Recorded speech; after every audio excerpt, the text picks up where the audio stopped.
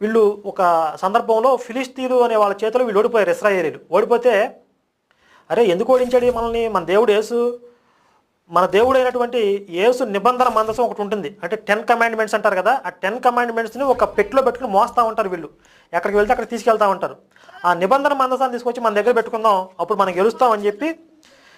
కాబట్టి జనులు షిలోహులోనున్న కెరూబుల మధ్య ఆసీనుడై ఉన్న సైన్యములకు అధిపతియగు యేసు నిబంధన మందసమును తెప్పించిరి.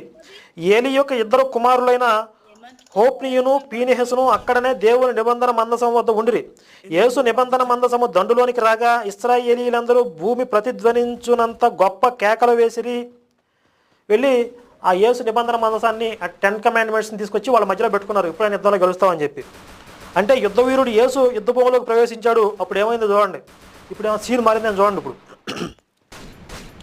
ఫిలిస్తీన్లు యుద్ధం చేయగా ఇశ్రాయేలీలు ఓడిపోయి అందరూ